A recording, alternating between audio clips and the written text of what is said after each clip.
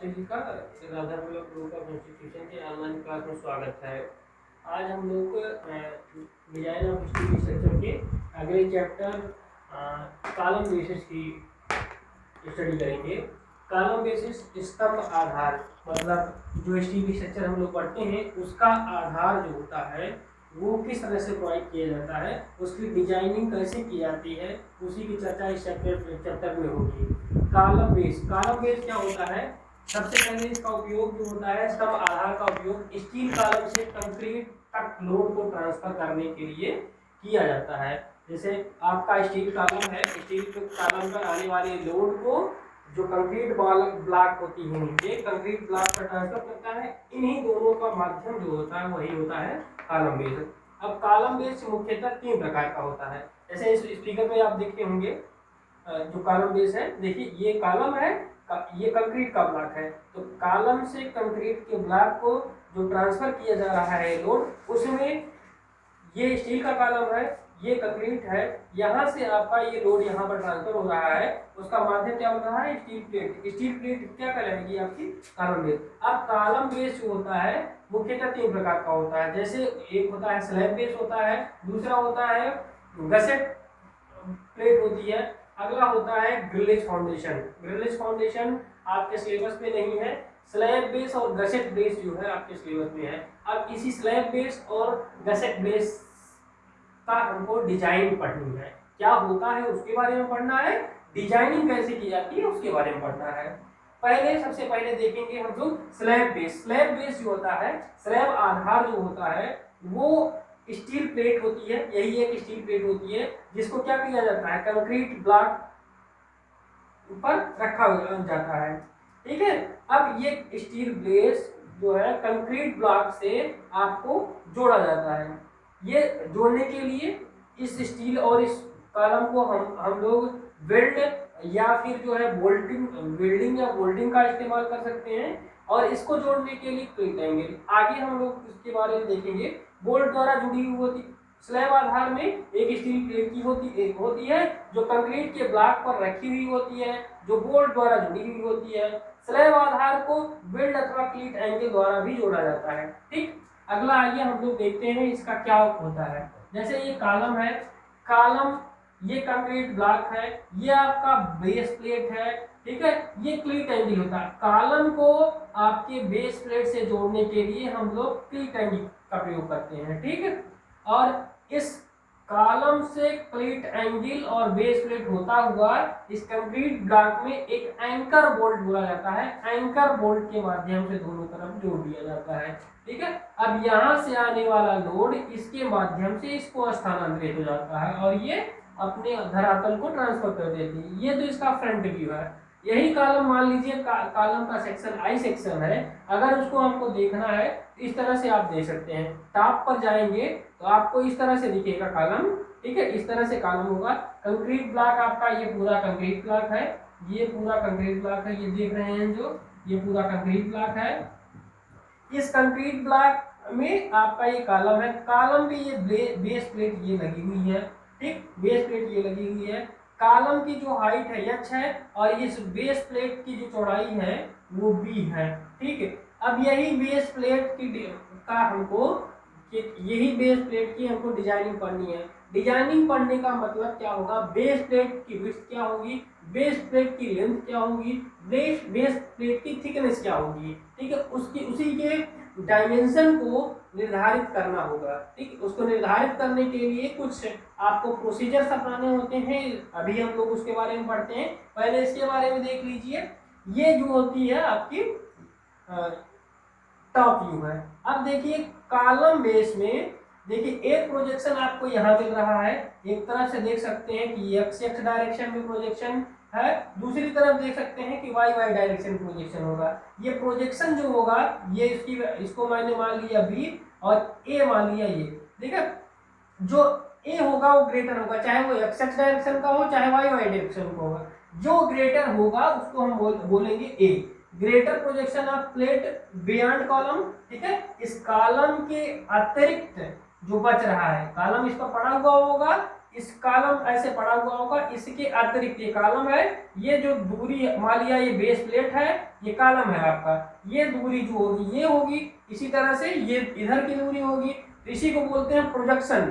Column के beyond, column के अतिरिक्त जो प्रोजेक्शन बच रहा है वो, एक ये ज्यादा होगा, ये दूसरा कम होगा, में भी बराबर हो सकता है, वो अलग बात है, बराबर हो जाए स्क्वायर के केस में, लेकिन हम क्या मानेंगे, दोनों अलग अलग मानेंगे। जो ग्रेटर होगा उसको ग्रेटर प्रोजेक्शन आप ए की वैल्यू मानेंगे, greater projection of plate beyond column. B की वैल्यू जो होगी, बी की वैल्यू जो होगी smaller projection of plate beyond column. क्या होता है, प्रोजेक्शन को समझ में आ गया। मान लिया इस बेस प्लेट की जो थिकनेस होगी, आपकी बेस प्लेट की जो मोटाई होगी टी होगी, ठीक है, जब ये लोड इसको स्थानांतरित कर रहा है तो ये कंक्रीट के माध्यम से लोड जमीन पर जा रहा होगा, जमीन पर लोडिंग पड़ रही होगी, वो जमीन भी क्या कर रही होगी, इसके अपोजिट लोडिंग का, इस लोड को अपोज कर रही होगी, वो मान लिया उसको प्रेशर, वो एक जैसे यूनिफॉर्मली डिस्ट्रीब्यूटेड लोड होता है उसी तरह से ये होगा, वो मान लिया हमारा क्या होगा, डब्ल्यू है। तो डब्ल्यू जो होगा, जैसे ओमेगा हम लोग मानते थे, ओमेगा की वैल्यू क्या होगी, प्रेशर ऑफ बेस प्लेट, आधार के नीचे दबाव या लोडिंग होती है नीचे की, ठीक है। इसमें सिग्मा बीएस की वैल्यू होगी permissible bending stress in base plate. इस बेस प्लेट में जो भी आपकी परमिसिबल अनुमन्य या अनुज्ञेय प्रतिबल, नमन प्रतिबल आ रहा है, उसको मैंने मान लिया बीएस। अब देखिए, मान लिया ये लोड है, इस तरह से आपकी इस पर लोडिंग आ रही है, तो इस पर लोडिंग, मान लिया इस पर मोमेंट भी आ रहा है, अगर ये क्या होगा, इसेंट्रिक, देखिए यही लोड अगर सेंटर पर लग रहा होगा तो इसेंट्रिक नहीं होगा, डायरेक्ट स्ट्रेस आएगी, डायरेक्ट लोड लग रहा है। अगर यही लोड क्या होगा, कुछ दूरी पर लग रहा होगा, सेंटर से थोड़ा दूरी पर, मान लिया ई दूरी पर लग रहा है, कितनी दूरी पर, उसको बोलेंगे इसेंट्रिसिटी, स्मॉल ई दूरी पर, स्मॉल ई दूरी पर लग रहा होगा, तो यही लोड मोमेंट जनरेट करेगा। मोमेंट की वैल्यू क्या होगी, P इंटू ई, ठीक है, P इंटू ई। तो उस केस में अगर देखा जाए तो हम लोग सोम में स्ट्रेंथ ऑफ मटेरियल में पढ़े थे कि जो कंबाइंड बेंडिंग स्ट्रेस आएगी इस डायरेक्ट लोड और इस बेंडिंग मोमेंट के कारण, उसकी कंबाइंड बेंडिंग स्ट्रेस जो आएगी वो P by A plus minus moment by Z. Moment क्या होगा, ये मोमेंट होगा, जेड क्या होता है, सेक्शन मॉडुलस। सेक्शन मॉडुलस की वैल्यू इधर आइए देखते हैं। अगर ये सिग्मा बी की वैल्यू 0, मतलब कोई बेंडिंग स्ट्रेस ना हो, बेंडिंग स्ट्रेस में हमारा ये फेल ना हो, तो बेंडिंग स्ट्रेस 0 होनी चाहिए। अगर बेंडिंग स्ट्रेस की वैल्यू 0 होगी तो उसका मतलब क्या होगा, पी बाई ए की वैल्यू, पी बाई ए क्या होगा, डायरेक्ट स्ट्रेस होगा, लोड बटे में एरिया, ये क्या होगा, बेंडिंग स्ट्रेस होता है। तो direct stress plus bending stress, एक केस में क्या होगा, कभी कभी ये दोनों सेम डायरेक्शन होगा तो जुड़ जाएगा, दोनों अपोजिट डायरेक्शन में होगा तब भी जुड़ जाएगा नेगेटिव साइन के साथ। एक मान लीजिए प्लस है, दूसरा नेगेटिव होगा तो प्लस माइनस भी हो जाएगा, ठीक है, ये चीज होगी। अब अगर सिग्मा बी की वैल्यू 0 है तो P by A M by Z होगा, वैल्यू पी बाई ए बराबर एम बाई जेड। मोमेंट हम जानते हैं पी इंटू, अगर इसेंट्रिसिटी पर लग रहा है, इसेंट्रिसिटी पर लग रहा है तो ये इसेंट्रिसिटी होगी, इसेंट्रिसिटी की वैल्यू क्या हो जाएगी, moment of P into E. Section modulus हम लोग जानते हैं आई अपॉन वाई, वाई मैक्स होता है, आई अपॉन वाई मैक्सिमम, मैक्सिमम जो होती है लेंथ होती है न्यूट्रल एक्सिस से किसी एक छोर की मैक्सिमम डिस्टेंस होती है। आई अगर ये रेक्टेंगुलर है तो रेक्टेंगुलर का सेक्शन मॉडुलस होता है बी टी क्यूब बाई 12, और वाई मैक्स की वैल्यू क्या हो जाएगी, टी उसकी थिकनेस होगी तो टी बाई 2 हो जाएगा। इसकी सेक्शन मॉडुलस कैलकुलेट करेंगे 1/6 बी टी स्क्वायर।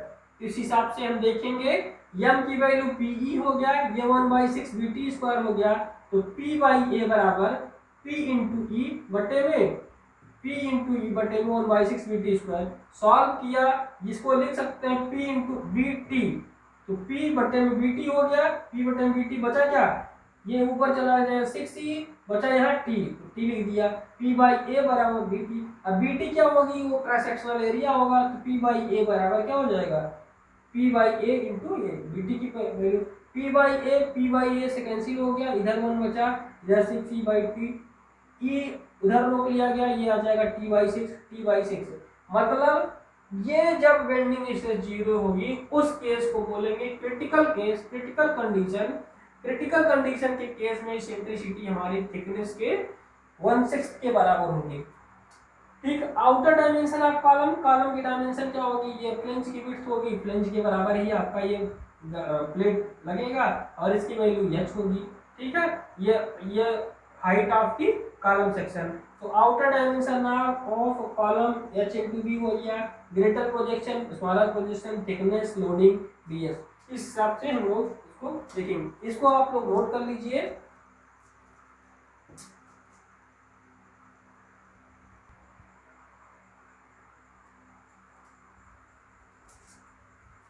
आइए अब देखते हैं हम लोग जो है ये बेंडिंग मोमेंट निकालते हैं। ठीक है, बेंडिंग मोमेंट देखिए, एक सेक्शन हमारा मान लिया मैंने, ये एक सेक्शन, दूसरा सेक्शन है और एक सेक्शन ये है, मतलब एक इंड का कॉलम बेस प्लेट का ये, दूसरे इंड बेस प्लेट का ये।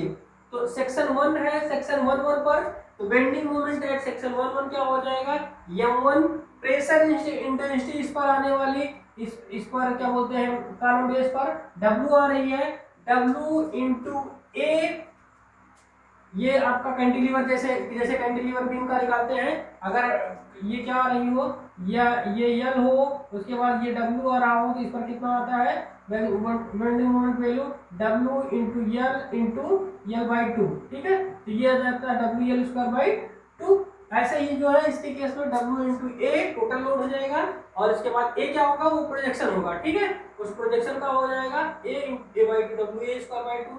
सेक्शन मॉडुलस क्या हो जाएगा उसी का, जैसे BD², अगर डेप्थ होती है तो BD²/6 होता है। यहाँ B की वैल्यू हमने यूनिट मान ली है और D की वैल्यू है T, मतलब डेप्थ जो है थिकनेस के बराबर है। तो ये अगर ये देखा जाए B इंटू T³/6, B की वैल्यू यूनिट हो जाए BT³/6 हो जाए, T³/6 हो गया, तो ये T³/6 है। Bending moment stress, bending stress जो है आपका निकाला जाए अगर, तो बेंडिंग स्ट्रेस की वैल्यू क्या हो जाएगी, sigma 1 into m into Z, क्योंकि हम जानते हैं सिग्मा बाई वाई बराबर ये होता है m बाई आई बराबर सिग्मा बाई वाई बराबर e बाई आर इक्वेशन से। तो हम इसको इक्वेट करेंगे तो m by I equal to sigma by Y हो जाएगा। तो m तो इस हिसाब से देखा जाए तो अगर हम ये m इक्वल टू क्या हो जाएगा, sigma into I by Y. ठीक है, sigma into I by Y, I by Y की वैल्यू क्या होती है z, तो सिग्मा की वैल्यू क्या हो जाएगी m और ये z इधर आ जाएगा तो भाग जाएगा m बाई z।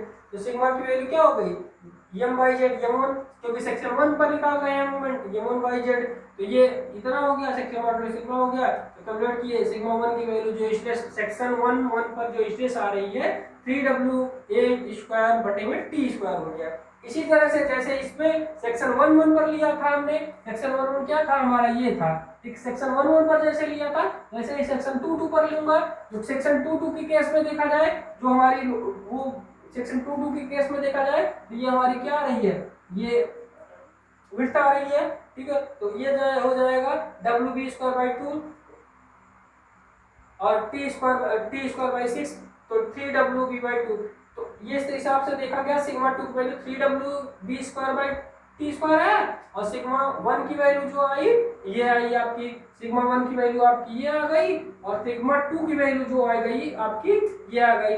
तो दो स्ट्रेस लग रही हैं एक ही सेक्शन पर। देखिए अगर ये आपका सेक्शन है, एक स्ट्रेस यहाँ मान लीजिए सिग्मा 1 लग रही है, दूसरा इधर लग रही है सिग्मा 2। ठीक है, तो आपको अगर नेट सिग्मा स्ट्रेस निकालना हो तो हमने बताया था इंड्यूस्ड स्ट्रेस जो होती है सिग्मा, अगर इसी से ये मान लिया एक्स एक्स है, ये वाई वाई है। ठीक है, वाई वाई है, तो इसके लिए हमने बताया था कि इस पर ही अगर इसका वो आ रहा है तो सिग्मा 1 तो ये होगा ही होगा और ये क्या हो जाएगा माइनस म्यू टाइम सिग्मा 2 हो जाता था। ठीक है, जैसे सोम में आप लोग पढ़ते थे उसी तरह से इस केस में देखेंगे तो हमारा क्या हो जाएगा, जो मैक्सिमम स्ट्रेस जो होगी x मतलब 1 की डायरेक्शन में सिग्मा 1 माइनस म्यू 2 हो जाएगा। म्यू क्या होता है, पॉइजन रेशियो होता है। आईएस कोड 800 ये बताता है पॉइजन रेशियो की वैल्यू जो होती है वो 0.25 ली जाती है। तो पॉइजन रेशियो की वैल्यू हम 0.25 रख देंगे, तो ये वैल्यू आ गई। सिग्मा 1 की वैल्यू हमने यहाँ पुट की, सिग्मा 1 की वैल्यू ये रख दी, सिग्मा 2 की वैल्यू ये रख दी, म्यू ये हो गया, सिग्मा की वैल्यू आ गई इतना, सिग्मा की वैल्यू हमारी इतना आ गया। म्यू की वैल्यू आईएस कोड के अनुसार 0.25 रखने पर ये वैल्यू 0.25 और 0.25 को 1/4 लिख सकते हैं। 3w/t स्क्वायर कॉमन ले लिया तो सिग्मा की वैल्यू हमारी आ गई a² - b²/4। अब ये जो इंड्यूस्ड स्ट्रेस हो रही है वो हमारी इतनी आ रही है। ये क्या होना चाहिए, सेफ बियरिंग कैपेसिटी के बराबर होना चाहिए। सेफ बियरिंग कैपेसिटी के बराबर कर दिया मैंने। सेफ बियरिंग कैपेसिटी हमारी ये हो गई, bs से एलोकेट कर रहा हूँ, इसकी वैल्यू इतना कैलकुलेट किया, जो थिकनेस आ गई हमारी इतनी आ गई। ठीक है, जो बी होगी स्मॉलर प्रोजेक्शन जिसको बोल देते हैं 1.5 डी नॉट प्लस 7.5 से कम नहीं होना चाहिए, ज्यादा ही होना चाहिए। डी नॉट क्या होती है, diameter of reduced end of the any of the column. BS से बियरिंग कैपेसिटी होती है जो 185 मेगापास्कल से कम नहीं होना चाहिए। ठीक है, तो थिकनेस हमारा मिल गया, थिकनेस हमारी जो है मिल गई। तो बेसिकली हमको कुछ भी प्लेट की डिजाइन करने के लिए थिकनेस उसकी डायमेंशन ही पता करनी होती है, डायमेंशन पता कर लिए। ये था प्रोसीजर आपको सॉल्व करने का। ठीक है, इसी तरह से हम आगे के एग्जांपल में देखते हैं। अभी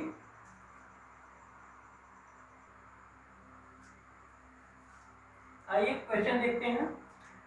हम स्लाइड बेस का एक क्वेश्चन देख लेते हैं।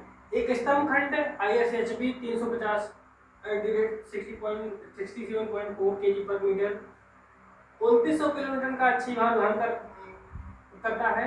कॉलम के लिए स्लैब आधार की डिजाइन कीजिए। यदि स्लैब आधार M15 ग्रेड कंक्रीट पर स्थित हो, कंक्रीट पर स्वीकार दबाव 4.1 मतलब 4100 kN/mm² या 4.1 Nm/mm² मान लीजिए। अब आईएस कोड टेबल मतलब स्टील टेबल में जाएंगे। ISHB 350 @67.4 kg/मीटर में जब हम आईएस टेबल स्टील टेबल देखेंगे तो इसकी हाइट यहाँ से भी पता चल रही है, हाइट 350 होगी और उसके फ्लेंज की जो विड्थ होगी 250 mm होगी। ये आपको सिर्फ इतना दिया रहेगा। स्टील कोड टेबल को देखेंगे आप, स्टील टेबल से आपको 250 mm ये मिल जाएगा। ठीक है, अब पहला स्टेप में जो होगा हमको देखिए डिजाइन करने का मतलब हमको उसकी स्लैब बेस की लंबाई चौड़ाई तथा थिकनेस पता करना है। ठीक है, लेंथ विड्थ एंड थिकनेस बता देना ही क्या कहलाता है, उसकी डिजाइन है। तो डिजाइन में पहले सबसे पहले जो स्टेप अपनाएंगे तो हम उसका एरिया अपना चूज करेंगे। जो लोड दिया है उसके आधार पर हम देखेंगे कि कितना स्लैब बेस का एरिया रिक्वायर्ड होना चाहिए। तो स्टेप पहला वही देखेंगे, area of slab base required. Slab base के लिए आवश्यक क्षेत्रफल ए की वैल्यू क्या होगी, हम जानते हैं कि दबाव प्रेशर बराबर होता है बल बटा क्षेत्रफल, क्षेत्रफल बराबर होगा बल बटे प्रेशर। तो दबाव की वैल्यू 4.1 न्यूटन मानने के लिए बोला है, तो हम क्षेत्रफल निकाल लेंगे 2900 किलोन्यूटन, 2900 × 10³ न्यूटन हो गया, 4.1 Nm/m² हो गया। इस हिसाब से अगर ये देखेंगे तो हमारा आ जाएगा 0.70 मीटर स्क्वायर। ये मीटर स्क्वायर mm² को हमने मीटर मान दिया तो ये आएगा मीटर स्क्वायर। ठीक है, 0.704 मीटर स्क्वायर ये आपका एरिया है। ठीक है, तो अगर हम हमारी इच्छा है हम चाहे वर्गाकार माने स्लैब बेस को चाहे रेक्टेंगुलर माने, तो यहाँ पर हम लोग रेक्टेंगुलर से वो स्क्वायर स्लैब बेस मान ले रहे हैं। तो वर्गाकार स्लैब बेस मानते हुए प्रत्येक भुजा की लंबाई क्या होगी, जब वर्गाकार है तो लंबाई गुणे चौड़ाई, क्षेत्रफल बराबर हो जाएगा भुजा का वर्ग, भुजा की लंबाई का वर्ग। तो भुजा की लंबाई क्या हो जाएगी √ क्षेत्रफल, √ क्षेत्रफल की वैल्यू 0.70 मीटर स्क्वायर आई है, 0.70 मीटर रख देंगे। इसकी वैल्यू आएगी 0.836 मीटर या 836 mm। इसको नियर अबाउट हम लोग 840 for the calculation purpose 840 mm मान लेते हैं। तो इस हिसाब से हमको देखा गया ये लंबाई है, यही इसकी चौड़ाई होगी। तो स्लैब बेस की जो लंबाई होगी 840 mm, स्लैब बेस की जो चौड़ाई होगी 840 mm। तो जो स्लैब बेस हमको प्रोवाइड करना है, provide a square slab 840 mm cross 840 mm, मतलब इसकी लंबाई और चौड़ाई मिल गई। अब आपको थिकनेस कैलकुलेट करना है। थिकनेस कैलकुलेट करने का हमने फार्मूला जनरेट करवाया था अकॉर्डिंग टू बेंडिंग स्ट्रेस के रूप से। स्लैब बेस हमारी इस तरह से हमारा आई सेक्शन है, आई सेक्शन दिया है, तो ये देखिए 350 mm, ये 250 mm स्लैब बेस की, ये यहाँ से लेकर के ये तो कंक्रीट है, ये कंक्रीट कॉलम है जो स्लैब बेस के नीचे पड़ा हुआ है। यहाँ देखिए ध्यान से, ये जो है टॉप व्यू है, इसका टॉप व्यू अभी हमने उसमें क्लियर भी किया था, ये टॉप व्यू है। टॉप व्यू में देखिए ये स्लैब बेस है, इसकी चौड़ाई 840 mm, 840 mm, यहाँ फिगर में रेक्टेंगुलर नहीं, ये जो है 840 mm, ये भी 840 mm, यहाँ से लेकर के यहाँ तक 350 mm है, यहाँ से लेकर के यहाँ तक 250 mm है। ध्यान से देखिएगा, ये टोटल 840, 350 घटाएंगे तो बचेगा क्या, ये वाली और ये वाली दूरी। तो सिर्फ ये वाली अगर दूरी लेना हो तो जितना ये उतना ये है, ठीक है, तो बटे 2 कर देंगे। 840 माइनस 350 करेंगे, 840 माइनस 350 करेंगे, बटा 2 कर देंगे, तो इसमें ये वाली दूरी आ जाएगी। 840 माइनस 350 किया तो ये दूरी और ये दूरी दोनों बची, दोनों बराबर है, उसका आधा कर देंगे तो ये दूरी आ जाएगी। तो 840 माइनस 350 बटे 2 किया तो ये क्या हो गई, और बटे 2 कर दिया, हमारी ये दूरी आ गई। तो ये जो होगा हमारा प्रोजेक्शन होगा, एक साइड का एक्स एक्स डायरेक्शन का प्रोजेक्शन मिल गया, ठीक है। इसको ग्रेटर होगा स्मॉलर होगा वो बात की बात है, 245 हो गया। इसी तरह से जब इस डायरेक्शन में देखेंगे, ये टोटल डिस्टेंस जो है 840 mm की आई है। कैसे आया है ये पता है आपको, स्लैब बेस, ठीक है। 840 mm, 250 mm इसकी विड्थ है, तो 840 में से 250 अगर सेपरेट करेंगे तो ये दूरी और ये दूरी आएगी, ये दूरी दोनों बराबर होगी, इसका बटा 2 कर देंगे, एक दूरी आ जाएगी हमारी। तो 840 माइनस 250 बटे 2 कर देंगे, तो 840 माइनस 250 बटे कर देंगे तो 295। अब ये देखने में लग रहा है कि ये ज्यादा प्रोजेक्शन मतलब ये यहाँ से यहाँ तक की दूरी, ठीक है, तो ये ज्यादा वाला प्रोजेक्शन है, इसको ग्रेटर प्रोजेक्शन ए 840 295 mm, स्मॉलर प्रोजेक्शन बी की वैल्यू क्या हो जाएगी 245 mm। अब अकॉर्डिंग टू कोड IS से बियरिंग कैपेसिटी इसमें दिया भी है, उसके बाद नहीं भी दिया होता तो हम यही मानते, ठीक है। 800 इतना, तो जो लोड होगा, जो लोड ये स्लैब बेस द्वारा जो स्टील पर आ रहा होगा, जो कंक्रीट बेस है, कंक्रीट द्वारा जो steel base slab base plate है उस पर जो लोड आ रहा होगा वो कैसे होगा। टोटल लोड इस पर कॉलम पर 229 आ रहा है, इसकी लंबाई जो है 800, लंबाई चौड़ाई 840, तो लोड बटे एरिया कर देंगे, दबाव आ जाएगा, तो लोड बटे एरिया कर दिया, दबाव आ गया, तो वो आ गया स्लैब बेस के नीचे दबाव की तीव्रता हो गई 4.12 न्यूटन, 4.12, ये है 4.12 न्यूटन पर mm स्क्वायर, 4.1 डब्ल्यू की वैल्यू मिल गई। थिकनेस का फार्मूला हमने अभी जनरेट किया जब थ्योरी पढ़ा था, तो अगला स्टेप है थिकनेस। थिकनेस की वैल्यू हो जाएगी हमारी जो है स्लैब बेस की थिकनेस √3W बटे में sigma BS A square minus B square by 4 slab projection. ये कैसे फार्मूला आया था इसकी शुरुआत में हमने बताया इसी क्लास में। थिकनेस की वैल्यू कैलकुलेट किया 62 mm, लंबाई चौड़ाई आपको मिल गई थी, थिकनेस मिल गई, तो हमारा जो स्लैब बेस प्लेट जो होगी, तो स्लैब बेस प्लेट होगी 840 mm plus 840 mm plus 62 mm की होगी। तो ये हमारी स्लैब बेस प्लेट की डिजाइन हो पाई, ठीक है, जो हम लोग कॉलम के जस्ट नीचे और कंक्रीट ब्लॉक के ऊपर प्रोवाइड करते हैं, ठीक।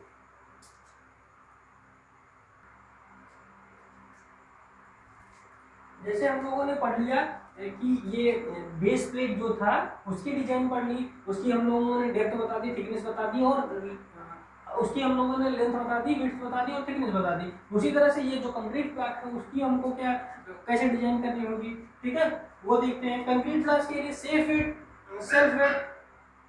वेट जो माना जाता है, सेल्फ वेट जो फाउंडेशन का माना जाता है, वो जो कॉलम पर लोड आ रहा होता है उससे 15% उसका माना जाता है। जितना भी कॉलम पर लोड आ रहा होता है उसका 15% माना जाता है self weight of the concrete का सेल्फ वेट। तो टोटल लोड कितना हो जाएगा कंक्रीट पर आने वाला, तो कंक्रीट का लोड उसकी सतह पर आने वाला, तो कंक्रीट का self load plus total load आ रहा है 2900 किलोन्यूटन, तो ये 1.15 हो जाएगा। या तो आप कर सकते हो 2900 का 15% प्लस 2900 लिखो, या 1.15 से मल्टीप्लाई कर दो, डायरेक्ट वही हो जाएगा, ठीक है।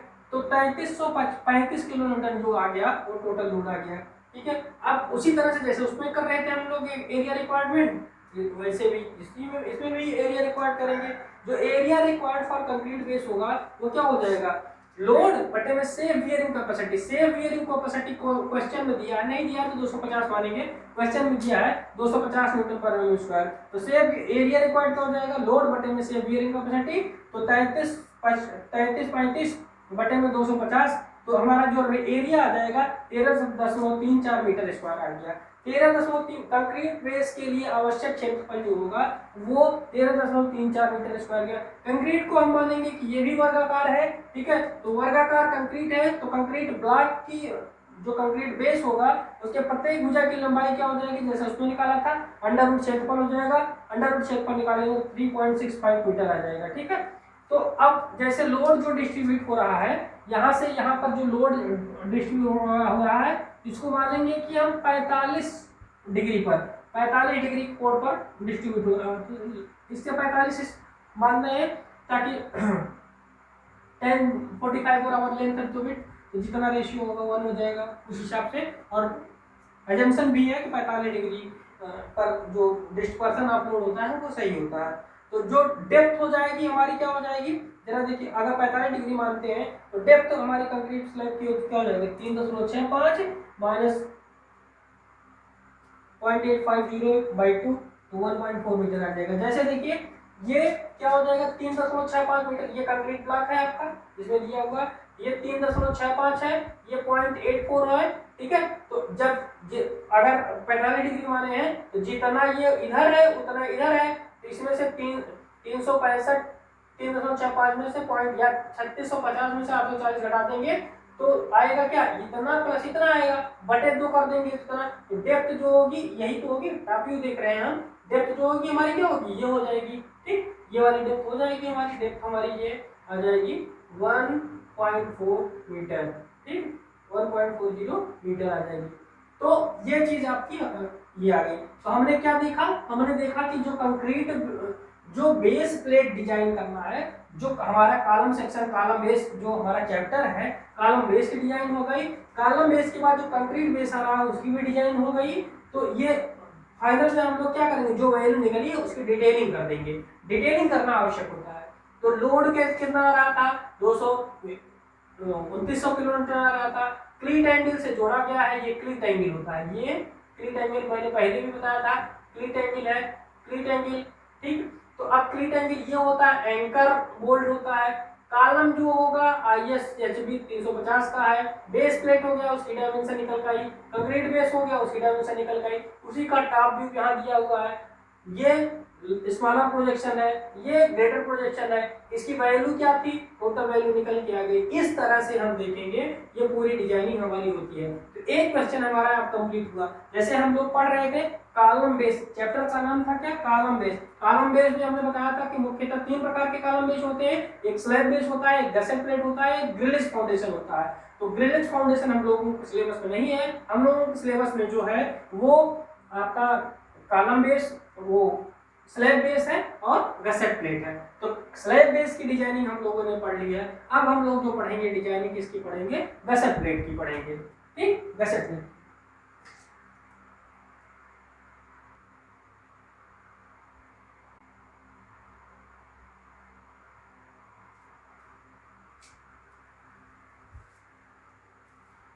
पहला पार्ट हम लोगों ने पढ़ा था स्लैब बेस जो होता है, कॉलम बेस में भी स्लैब बेस, दूसरा पार्ट है गसेट बेस। हमने 3 चीजें बताई थी, मुख्यतः 3 प्रकार के कॉलम बेस यूज होते हैं। पहला स्लैब बेस होता है, दूसरा गसेट प्लेट होता है, गसेट बेस प्लेट होता है, चौथा ग्रिलेज फाउंडेशन। तो पहले तीसरा जो है ग्रिलेज फाउंडेशन होता है।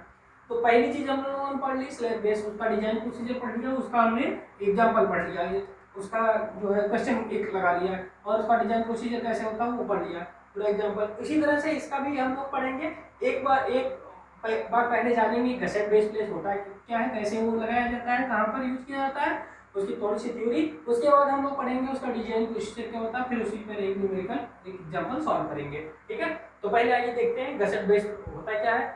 गसेट बेस प्लेट तब यूज किया जाता है जब कॉलम पर भार जो ज्यादा आ रहा होता है तथा कॉलम के एक्सियल लोड के साथ साथ बेंडिंग मोमेंट भी आ रहा होता है, कॉलम पर एक्सियल लोड के साथ साथ बेंडिंग मोमेंट भी आ रहा होता है। तो ये दो चीजों में यूज होता है। एक तो होगा जब एक्सियल लोड ही, एक पहला केस होगा जब सिर्फ एक्सियल लोड आ रहा होगा, दूसरा केस होगा जब इसेंट्रिकल लोड आ रहा होगा, जैसे कॉलम के मेन सेंट्रोइडल एक्सिस पर लोड न लग करके थोड़ा सा किनारे लग रहा हो, किसी इसेंट्रिसिटी पर कुछ दूरी पर लगी रहा होगा, उसी दूरी को कॉलम के एक्सियल पोजीशन से थोड़ी सी जो दूरी होती है उसी को इसेंट्रिसिटी बोलते हैं। वो इसेंट्रिसिटी जो है अगर उस इसेंट्रिसिटी पर लग रहा होगा एक्सियल लोड से कुछ दूरी पर, उस लोड को बोलते हैं इसेंट्रिक लोडिंग। तो दो प्रकार का एक्सियल लोडिंग कॉलम और इसेंट्रिक लोडिंग कॉलम। जैसे जो होता है गसट प्लेट लगाई जाती है वो इस तरह से लगाई जाती है, कॉलम होता है, बगल में ये गसट प्लेट होती है, गसट प्लेट लगी होती है, क्लीट एंगल होता है जिसको रूट एंगल भी बोलते हैं कभी भी। ये आपका बेस प्लेट है, ये कंक्रीट है। इसका अगर साइड भी देखेंगे इस तरह से होता है, मतलब इस तरह से फाइबर लगा हुआ होता है। देखिए डिजाइन के लिए आपका ये होता है, ठीक, ये आपका कॉलम है, गसट प्लेट है, ठीक है। ये जो कैंटिलीवर पोर्शन बच रहा है L-B, ये रूट एंगल है, इधर इधर से भी देख सकते हैं, ठीक। अब देखिए जो कैंटिलीवर लोड ऑन गसट प्लेट है, जो गसट प्लेट पर आने वाला लोड है कैंटिलीवर वाला पोर्शन है। कैंटिलीवर वाला पोर्शन जो होता है, मान लीजिए उसके जो इंटेंसिटी है, लोड की इंटेंसिटी है अगर W है, तो कैंटिलीवर पर जो भार लगता है क्या होगा, ये कैंटिलीवर L/2 दूरी हो गई, ठीक है। डेप्थ जितनी पर होगा W × D/2, 1/2 W D/2 × L-B हो गया। इसको कैलकुलेट किया W D/4 L-B हो गया। तो मोमेंट कैसे निकालेंगे, इसी दूरी के लिए मोमेंट भी निकालेंगे। मोमेंट के लिए क्या हो जाएगा, half into load into distance, ठीक है। हाफ इंटू 1/2 W L होता है, उसी में ये देखिए लोड इंटू 1/2 L-B/2। तो ये F की वैल्यू रख देंगे, जो गसट प्लेट पर आने वाला लोड है वो रख देंगे, उसके बाद ये रख देंगे, तुम्हारी वैल्यू ये आ जाएगी, ठीक है।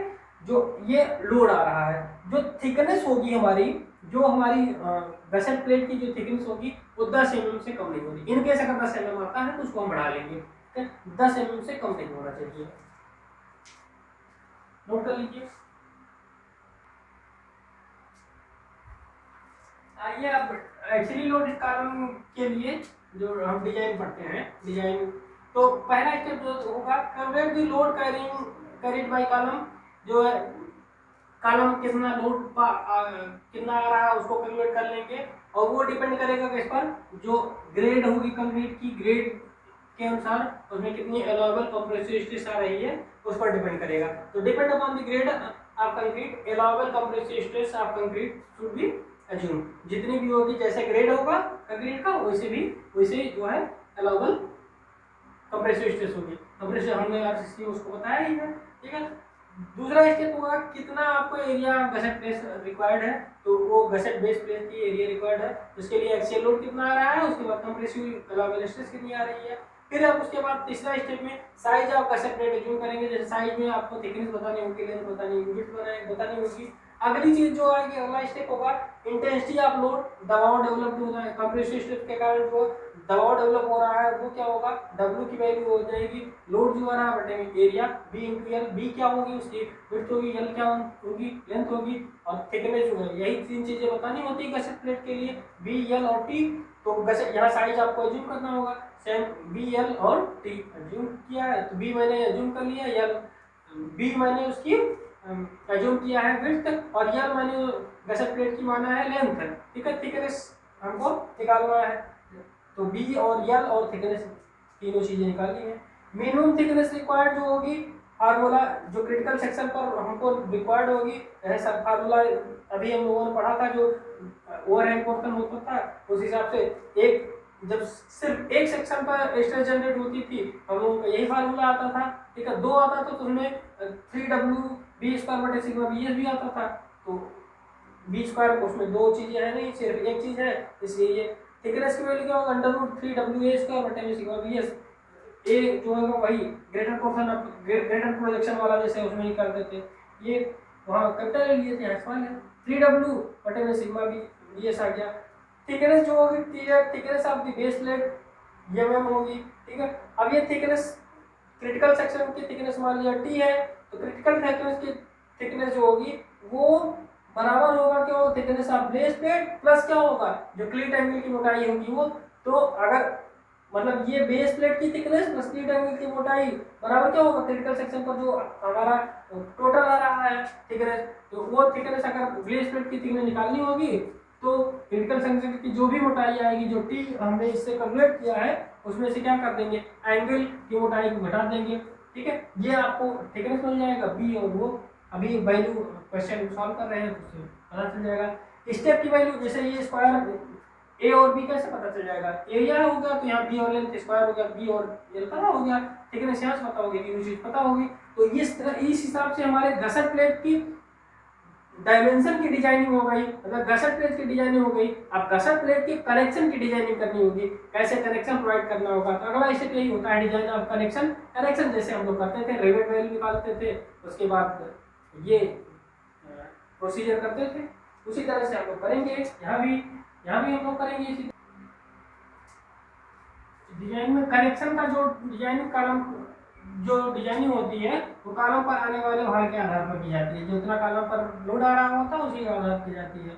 लोड ये है यदि कॉलम के जोड़ पर गसट मटेरियल बियरिंग नहीं फेस कर रहा होता है, गसट मटेरियल बियरिंग नहीं आ रही होती है, बियरिंग नहीं हो रही होती, तो जो फास्टेनर से जो रिवेट की डिजाइनिंग की जाती है, जो जोड़ की डिजाइनिंग की जाती है, वो सिर्फ जो लोड आ रहा है उस स्थानांतरित भार के आधार पर की जाती है। और यदि बियरिंग को फेस कर रहा होता है तो 50% सीधा भार स्थानांतरित हो जाता है डायरेक्ट, मतलब जो रोड का है डायरेक्ट कंक्रीट कॉलम पर हो जाता है, और 50% ये माना जाता है कि फास्टेनर द्वारा गसट प्लेट और उसके कनेक्शन द्वारा होता है। ठीक है, अगला स्टेप में जो होता है रिवेट वैल्यू निकाल लेंगे। रिवेट वैल्यू जो निकालते हैं सिंगल शियर के निकालते हैं। डायमीटर आप अज्यूम कर सकते हैं, नंबर ऑफ रिवेट जो होती है आपकी स्ट्रेंथ बटे में रिवेट वैल्यू, स्ट्रेंथ जो होती है P4 ऑन द फास्टेनर, फास्टेनर का आने वाला फोर्स है, आरवी जो होती है रिवेट वैल्यू होती है, आरवी रिवेट वैल्यू। आइए एग्जांपल से देखते हैं, एक क्वेश्चन देखते हैं। 2900 किलोमीटर का अच्छी भार वहन करने के लिए गैसेट आधार की डिजाइन कीजिए। यह जो है गैसेट जो होगा वो यह 15 ग्रेड के कंक्रीट में स्थित है, जिसमें अलाउबल बियरिंग प्रेशर जो है 4100 किलोमीटर दिया है, और जो कॉलम है कॉलम सेक्शन है वो ISHB 350 67.4 kg पर मीटर है। तो जो ISHB 350 होगा उसकी स्टील टेबल से देखेंगे तो H की वैल्यू 350 mm, B की वैल्यू 250 mm होगा। स्टेप्स के बारे में, अभी स्टेप के बारे में हम लोगों ने पढ़ा था, स्टेप के बारे में देखेंगे। स्टेप 1 जो होगा एक्सियल लोड अच्छी भार हमारा कितना आ रहा है 2900 किलोमीटर का अच्छी भार आ रहा है, मतलब 2900 गुणा 3 न्यूटन का आ रहा है। तो इस हिसाब से जो एरिया का रिक्वायरमेंट होगा, जो हमारे दबाव वो सेम अलाउबल बियरिंग प्रेशर आ रहा है अपन 2900 बटे में अलाउबल बियरिंग प्रेशर, उस हिसाब से देखा जाए एरिया की वैल्यू आ जाएगी हमारी 0.841 मीटर स्क्वायर। तो हमने मान लिया कि जो हम गसट एंगल यूज कर रहे हैं वो ISA 150, 115 और 15 का है गसट एंगल, कॉलम के दोनों सिरों पर उपयोग किया जा रहा है। इस हिसाब से देखा जाए मिनिमम विड्थ जो होगी गसट प्लेट की क्या होगी 350 mm हमारी विड्थ वो होगी, 350 mm हमारे कॉलम की चौड़ाई होगी, कॉलम की चौड़ाई ऊंचाई जो होगी हमारे जो कॉलम की ऊंचाई होगी वो 350 mm होगी। ठीक है, इसके बाद गसट प्लेट लगा होगा, दोनों तरफ लगा होगा। ठीक है, ये दोनों तरफ बेस प्लेट लगी होगी वो, तो ये प्लस ये दोनों की ऊंचाई जो होगी आपकी 2 × 16। फिर इसी तरह से हमारा इसमें जो है क्लीट एंगल जो एंगल सेक्शन लगा होगा, इधर भी लगा होगा, दोनों तरफ लगा है, कॉलम सेक्शन के दोनों तरफ एंगल सेक्शन लगा हुआ है, उसकी 2 × 115। इस हिसाब से अगर देखा जाएगा तो वो हमारा जो minimum width of base plate आ जाएगी वो 350 × 2 × 16 × 2 × 115 612 630 612 है, मैंने 630 लिया। मिनिमम जो ओवरहैंग होता है, मिनिमम ओवरहैंग जो होगा वो 640 10 mm होना चाहिए। तो 10 mm के लिए 640, ये 10 mm अगर दिया जाए तो आपका 630 - 612 करेंगे तो आएगा 9 बटे में 2 करेंगे तो आएगा 9 mm। उसको हम लोग ने क्या कर दिया, बढ़ा दिया। 630 की बजाय अगर 640 कर देंगे तो ओवरहैंग की वैल्यू 640 माइनस 612, तब हमारा ओवरहैंग जो है 10 mm से ज्यादा आएगा। 630 में करेंगे तो ये देखिए 630 माइनस 12 18 बटे 2 9 आ रहा है, 9 10 से कम होता है, इसलिए हमने 640 कर लिया इसको। तो 640, अब हमको क्या मान लेना है, इसको मिनट जो होगी 640 मान लेनी है। ठीक है, अगला स्टेप जो होगा, बेस प्लेट की जो विड्थ होगी एरिया बटे में, बेस प्लेट एरिया आ गया आपका 8.841 इंटू 10 मीटर स्क्वायर, इसको एम में बदल देंगे तो ये आ जाएगा। 640 विड्थ थी, लेंथ थी, तो जो लेंथ आ गई थी मिनिमम, अच्छा ये विड्थ है, ये आपकी विड्थ है, ये हो जाएगी हमारी length, length of base plate, length of base plate आ जाएगी 13-14, इसको 13-14 mm होगी, इसको हम लोगों ने मान लिया क्या, मान लिया थोड़ा बढ़ाकर मान लिया, इसको 1350 mm मान लिया। 1350 mm ये हो गया हमारी। अब जो नया लोड इंटेंसिटी आएगी, लोड अब हमको एक हिसाब से देखा जाए, लेंथ पता हो गई 1350 mm, विड्थ पता हो गई 640 mm, जो चौड़ाई होगी, चौड़ाई हमारी पता हो गई 640 mm, और जो लंबाई हमारी पता हो गई, लंबाई की वैल्यू हमारी आ गई 1350 mm। हमको थिकनेस पता करनी है, तो लोड की इंटेंसिटी अगले स्टेप में हम लोड इंटेंसिटी निकालेंगे। स्टेप 5 में लोड इंटेंसिटी क्या होगी, दबाव होगा, W की वैल्यू 29 गुणे 10⁻³ बटे एरिया, एरिया के जो होगा लंबाई गुणे चौड़ाई, लंबाई गुणे चौड़ाई, एरिया हो गया हमारा लंबाई गुणे चौड़ाई 29, इंटेंसिटी आ गई 3.36 MPa। तो ये इंटेंसिटी जो होनी चाहिए वो 4.1 मेगापास्कल से कम नहीं होनी चाहिए, तो 4.1 मेगापास्कल से कम है, इसलिए हमारा जो माना हुआ विड्थ और आया हुआ लेंथ जो है वो सही है। ठीक है, अब इस हिसाब से देखा जाए तो हमको बेस प्लेट जो डिजाइन करनी थी वो 640 mm और 1350 mm किया गया। थिकनेस के लिए जो प्रोजेक्शन होता है, प्रोजेक्शन के लिए जो प्रोजेक्शन होता था हमारा 115 8 एंगल की जो विड्थ है, माइनस 15 प्लस 14, इस हिसाब से 114, जो प्रोजेक्शन आ गया वो ए की वैल्यू तो 14 आ गया। थिकनेस की वैल्यू हम लोगों ने फार्मूला देखा था a इंटू √3w बटे में सिग्मा bs, टी की वैल्यू आ गई, ए की वैल्यू 114, 3 ये सब सिग्मा bs की वैल्यू होगी 185 मेगापास्कल, 185 मेगापास्कल लगनी, जो थिकनेस की वैल्यू निकल के आएगी वो 26.6 mm आएगी। तो टी थिकनेस की वैल्यू जो आ गई हमारी 27 mm, तो ये हमारी 27 mm क्या होगी, 27 mm हमारे बेस प्लेट की नहीं होगी, उस 27 mm से हम ये 15 mm घटाएंगे, 15 mm घटाएंगे 12 mm, जबकि 12 mm नहीं होनी चाहिए। कोड हमारा कहता है कि कम से कम जो गसट प्लेट की मोटाई है वो बेस प्लेट की मोटाई से अधिक होनी चाहिए, तो बेस प्लेट की मोटाई से अधिक रखना चाहिए, तो ये 16 mm रख देंगे। तो जो हमको अब हमारी लेंथ क्या हो गई 640, विड्थ लेंथ हमारी 1350 हो गई, विड्थ हमारी 640 हो गई, और उसी गसट प्लेट की 16 mm थिकनेस या मोटाई हो गई। थिकनेस पता हो गया, मोटाई पता हो गई, मतलब मोटाई पता हो गई, और इसके बाद आपका पता हो गया लंबाई पता हो गई, चौड़ाई पता हो गई, इस हिसाब से हमारा पूरा डिजाइन हो गया। तो पहला केस, पहले पार्ट में हम लोगों ने देखा स्लैब बेस की कैसे डिजाइनिंग होती है, दूसरे पार्ट में हम लोगों ने देख लिया गसट प्लेट की कैसे डिजाइन होती है, इस हिसाब से डिजाइनिंग होती है। इस हिसाब से हमारा कॉलम बेस चैप्टर खत्म होना चाहिए, इस पर न्यूमेरिकल हम लोग सॉल्व करते रहेंगे।